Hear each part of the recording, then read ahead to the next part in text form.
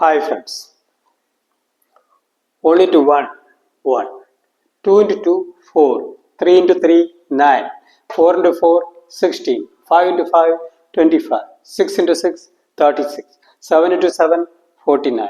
8 into 8, 64. 9 into 9, 81. 10 into 10, 100.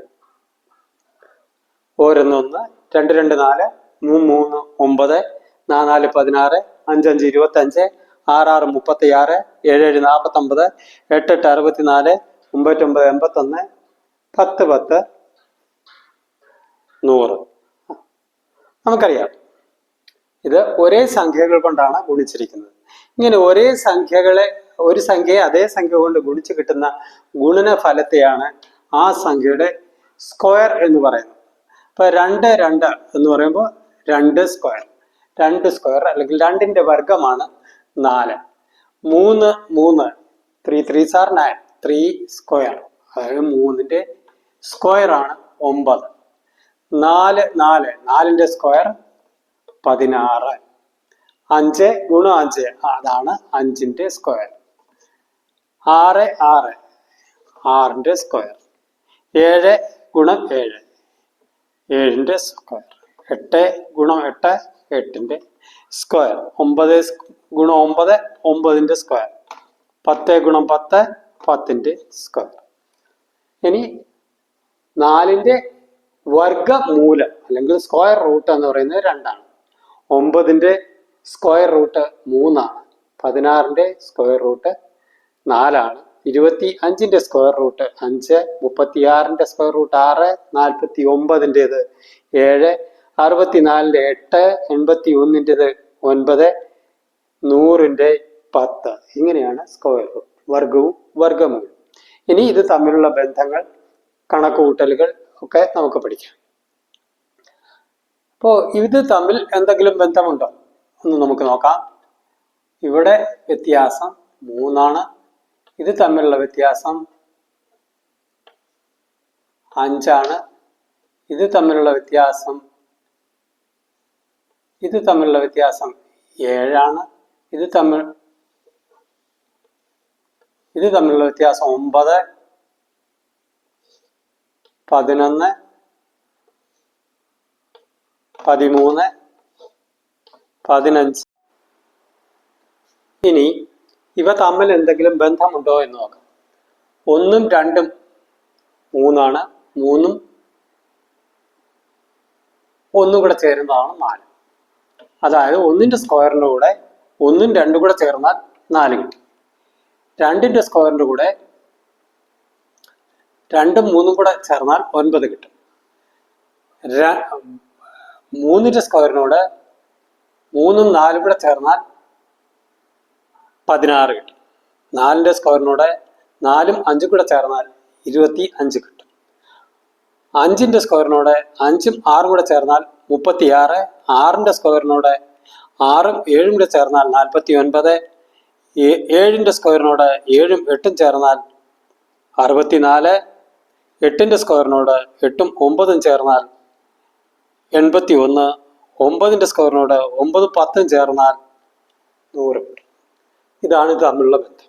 അതായത് ഒരു സംഖ്യയെ n ആയിട്ട് പരിഗണിക്കുക. n എന്ന് പരിഗണിച്ചാൽ എന്നിനോട് 1 കൂട്ടിയത്, n-ഉം എന്നിനോട് 1 കൂട്ടിയത്, n പ്ലസ് 1. ഇത് ചേരുന്നതാണ് അടുത്ത സ്ക്വയർ തമ്മിലുള്ള വ്യത്യാസം. അതായത് n square plus n plus 1.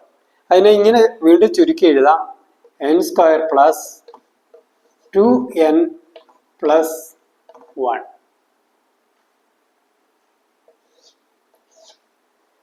ഇപ്പൊ n സ്ക്വയറിനോട് 2n, അതേ ഒരു സംഖ്യയുടെ സ്ക്വയറിനോട് അതേ സംഖ്യയുടെ ഇരട്ടിയും 1ഉം കൂടെ കൂട്ടിയാൽ നമുക്ക് അടുത്ത സ്ക്വയർ കിട്ടുന്നു എന്ന് കാണാം. നമുക്ക് പരിശോധിക്കാം. ഇവിടെ 5ന്റെ സ്ക്വയർ 25 ആണ്.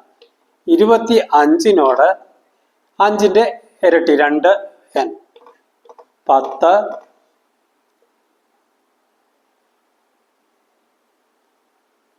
പ്ലസ് 1. അത് 25ഉം 10ഉം 35ഉം 1ഉം 36 എന്ന് കിട്ടും. അപ്പോൾ ഇവിടെ കിട്ടി. അത് തന്നെയാണ് തുടർന്നുള്ള ഏത് സംഖ്യകൾ. ഇനി 25ന്റെ സ്ക്വയർ എടുക്കുക. 25ന്റെ സ്ക്വയർ എടുക്കുക. 25ന്റെ സ്ക്വയർ എന്ന് പറയുന്നത് 625 ആണെന്ന് നമുക്കറിയാം. 25 ഗുണം 25 625. ഇനി ഇതിൽ നിന്ന് എങ്ങനെ 26ന്റെ സ്ക്വയർ കാണും? 25ന്റെ സ്ക്വയർ അറിയാമെങ്കിൽ 51 കൂട്ടിയാൽ മതി. അതായത് 676 ആണ് 26ന്റെ സ്ക്വയർ. അതുപോലെ 26ന്റെ സ്ക്വയർ അറിയാമെങ്കിൽ 27ന്റെ സ്ക്വയർ കണ്ടുപിടിക്കാൻ 26ന്റെ ഇരട്ടി ഒന്നുകൂടെ കൂട്ടിയാൽ അടുത്ത സ്ക്വയർ കിട്ടും. ഇങ്ങനെ നമുക്ക് ഏത് സംഖ്യകളുടെ എത്ര സംഖ്യകളുടെ വേണമെങ്കിലും സ്ക്വയർ കിട്ടും. അങ്ങനെ നമുക്ക് തുടർച്ചയായ സംഖ്യകളുടെ സ്ക്വയർ കണ്ടുപിടിക്കുന്നതിനുള്ള വഴിയാണ് n+1 the whole square is equal to n square plus 2n plus 1. n+1 എന്ന് പറഞ്ഞാൽ നമ്മൾ കിട്ടിയ ഒരു സംഖ്യ എടുത്തു, 2ന്റെ അടുത്ത സംഖ്യ, അല്ലെങ്കിൽ 25 എടുത്തു, 25ന്റെ അടുത്ത സംഖ്യ എന്ന് പറയുന്നത് n+1 the whole square. അതായത് 25ന്റെ സ്ക്വയറിൽ നിന്ന് 26ന്റെ സ്ക്വയർ കണ്ടുപിടിക്കാൻ n സ്ക്വയർ 25ന്റെ സ്ക്വയറിനോടൊപ്പം 25 തന്നെ 2 പ്രാവശ്യം കൂട്ടി അതിൻ്റെ കൂടെ ഒന്നുകൂടെ കൂട്ടിയാൽ 26ന്റെ. ശ്രദ്ധിക്കുമ്പോൾ നമുക്ക് വ്യക്തമായി മനസ്സിലാവുന്ന ഒരു കാര്യമുണ്ട്. 1, 4, 9, 16, 25, 36, 49, 64, 81. ഇവയാണ് പെർഫെക്റ്റ് സ്ക്വയേഴ്സ്. പെർഫെക്റ്റ് സ്ക്വയേഴ്സ് 1 എന്ന് പറയുന്നത് ഒരു ഓഡ് നമ്പറാണ്. 1ന്റെ കൂടെ അടുത്ത ഓഡ് നമ്പർ കൂട്ടുമ്പോൾ 4 കിട്ടുന്നു. 4, 9 എന്ന് പറയുന്നത് 1 അധികം 3 അധികം 5 ആണ്. അതായത് തുടർച്ചയായ ഒറ്റ സംഖ്യകളുടെ തുകയാണ്. ഓഡ് നമ്പേഴ്സിന്റെ സം ആണ് എന്താണ്? Sum of odd numbers. അടുത്തത് 1 + 3 + 5 + 7. അടുത്തത് +9 +11 +13 +15 +17 +19 +21 +23. ഇങ്ങനെ 1 മുതൽ തുടർച്ചയായിട്ടുള്ള എല്ലാ ഒറ്റ സംഖ്യകളുടെയും ചേർന്ന് വരുന്ന ഓരോ സംഖ്യ കൂടുമ്പോഴും ഒരു പെർഫെക്റ്റ് സ്ക്വയർ നമുക്ക് കിട്ടും. 1നോട് 3 കൂടുമ്പോൾ പെർഫെക്റ്റ്, 3നോടും ചേർത്ത് 5 കൂട്ടുമ്പോൾ ഒരു പെർഫെക്റ്റ് സ്ക്വയർ, 1നോടും 3നോടും 5നോടും 7 കൂട്ടുമ്പോൾ മറ്റൊരു പെർഫെക്റ്റ് സ്ക്വയർ. ഇങ്ങനെ ഉള്ള ഒറ്റ സംഖ്യകളുടെ ഒരു തുകയാണ് നമ്മുടെ പെർഫെക്റ്റ് സ്ക്വയേഴ്സ് എല്ലാം തന്നെ. എല്ലാ പൂർണ്ണവർഗവും ഒറ്റ സംഖ്യകളുടെ തുകയാണെന്ന് കാണാം. അങ്ങനെ വരുമ്പോൾ നമുക്ക് ഒരു സ്ക്വയർ ആണോ എന്ന് പരിശോധിക്കാം. 25ൽ നിന്ന് 1 കുറച്ചു 24, 24ൽ നിന്ന് വീണ്ടും 3 കുറച്ചു 21, വീണ്ടും 5 കുറച്ചു 16, വീണ്ടും 7 കുറച്ചു 9, വീണ്ടും 9 കുറച്ചു 0. അപ്പോൾ തുടർച്ചയായ ഒറ്റ സംഖ്യകളുടെ തുകയാണ് ഓരോ സ്ക്വയറും.